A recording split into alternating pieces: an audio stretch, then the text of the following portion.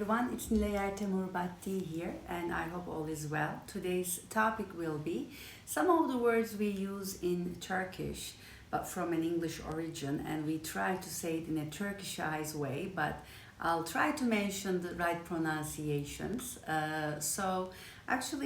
Schema is the first one I wanted to bring to your attention. It's schema. I think we could say çizelge for it. The other one is data, and when people in Turkish want to say data for it, then you can say veri in a Turkish way. And the other one is hybrid and hybrid. Hybrid is the Turkish way of saying hybrid. I'm not sure if there is yet a Turkish word that they came up with.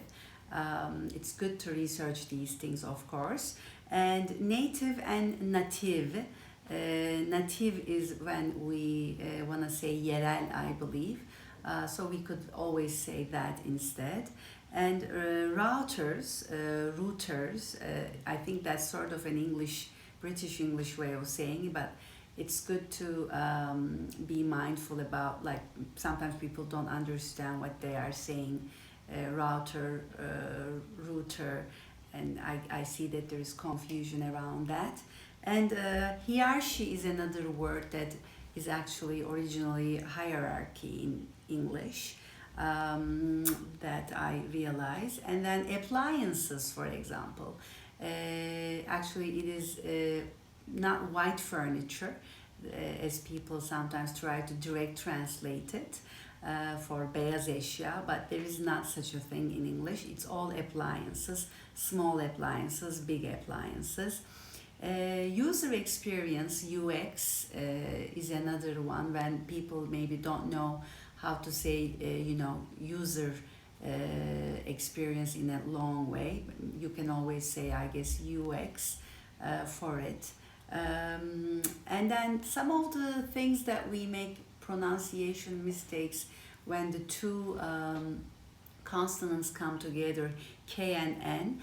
It's ni, not kni, for example, or whenever the K and N come together, always be mindful about these things. And spam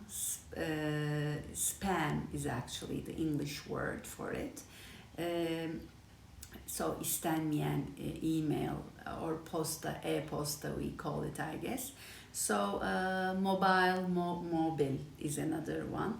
It's very, very set in Turkish, the word mobil right now I see. And hash, when they say, it's just another sort of a thing that the keyboard has. So be mindful about that.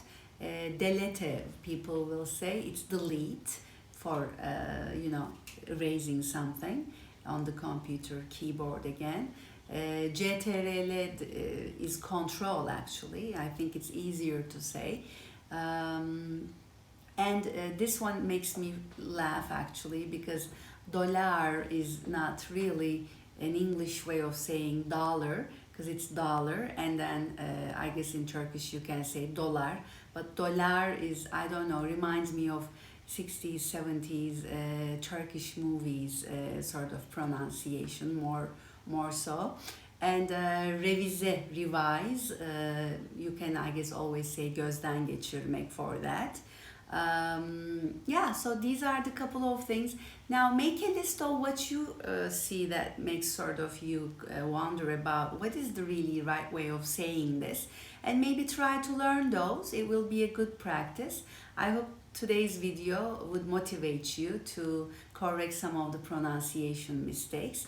Thanks for watching. I'll see you in the next video. Take care.